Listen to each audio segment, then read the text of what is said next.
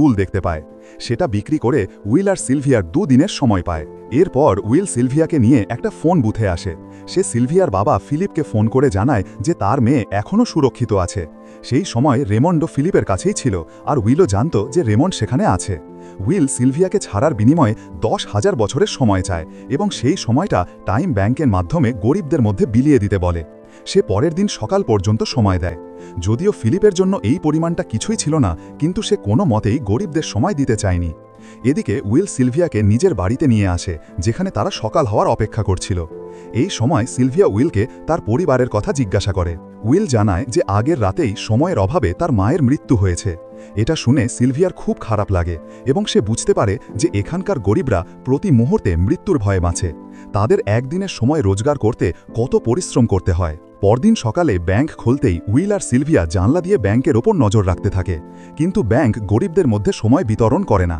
Sylvia এটা দেখে খুব হতাশ হয়ে যায় যে সময়ের কাছে তার বাবার জন্য নিজের মেয়েরও কোনো দাম নেই। এবার সিলভিয়া বুঝতে পারে যে তার বাবা শুধু একজন ব্যবসায়ী নন, বরং তিনি এই সিস্টেমের প্রধান। সে গরিব মানুষের মৃত্যু থেকে নিজের জীবনের বছর জমা করে। সিলভিয়াকে এভাবে হতাশ দেখে উইল তাকে বাড়ি ফেরত পাঠানোর সিদ্ধান্ত নেয়। সে তাকে ফোন বুথে নিয়ে গিয়ে তার বাবাকে ফোন করে নিজের জন্য সাহায্য চাইতে বলে। এই সময় উইল সিলভিয়াকে একটা অস্ত্র দিয়ে দেয় যাতে সে নিজেকে রক্ষা করতে পারে। সিলভিয়া যখন ফোনে তার বাবার সাথে কথা বলছিল, ঠিক তখনই টাইমকিপার রেমন্ড চুপিসারে সেখানে এসে উইলের ওপর বন্দুক তাক করে। রেমন্ড উইলকে গুলি করতে যাবে, তখনই সিলভিয়া রেমন্ডকে দেখে ফেলে এবং ঘাবড়ে গিয়ে রেমন্ডের ওপর গুলি চালিয়ে দেয়। এটা দেখে উইল ভয় পেয়ে রেমন্ডের কাছে আসে। যদিও গুলিটা রেমন্ডের হাত ছুঁয়ে বেরিয়ে গিয়েছিল, রেমন্ডের হাত থেকে অনেক রক্ত বের হচ্ছিল। উইল রেমন্ডের ঘড়ি দেখে। রেমন্ডের কাছে মাত্র 2 ঘন্টা বাকি ছিল। আসলে টাইমকিপারদেরও বেতন হিসাবে প্রতিদিন একদিনের সময়ই দেওয়া হতো। উইল বুঝতে পারে যে যতক্ষণ রেমন্ডের কাছে তার টিম পৌঁছাবে, ততক্ষণে বেশি রক্তক্ষরণের কারণে তার মৃত্যু হয়ে যাবে। তাই উইল রেমন্ডকে 2 ঘন্টা সময় দিয়ে তার গাড়ি নিয়ে সেখান থেকে চলে যায়। রেমন্ডকে গুলি করার পর সিলভিয়াও অপরাধীর তালিকায় চলে আসে। যদিও উইল সিলভিয়াকে বলে যে সে এখনও এসব থেকে বেরিয়ে আসতে পারে, কিন্তু গ্রিনিচে সিলভিয়ার জীবন ছিল খাঁচায় বন্দি পাখির মতো।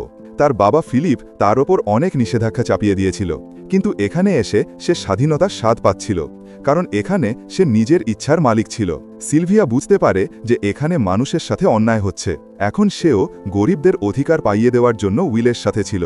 উইল আর সিলভিয়া মিলে ধনীদের লুটতে শুরু করে। সিলভিয়া গ্রিনিচ শহরের আনাচে কানাচে চিনত, তাই তারা পরিকল্পনা করে যে তারা গ্রিনিচ সিটির ব্যাংক থেকে টাইম ক্যাপসুল চুরি করে গরিবদের মধ্যে বিলিয়ে দেবে। সিলভিয়া প্রথমে তার বাবা ফিলিপের বেশ কয়েকটি ব্যাংকে ডাকাতি করে, কারণ ফিলিপ গরিবদের মৃত্যু থেকে সেই সব সময় জমা করেছিল। তারা দুজন সিন্দুক থেকে সব টাইম ক্যাপসুল একটা ব্যাগে ভরে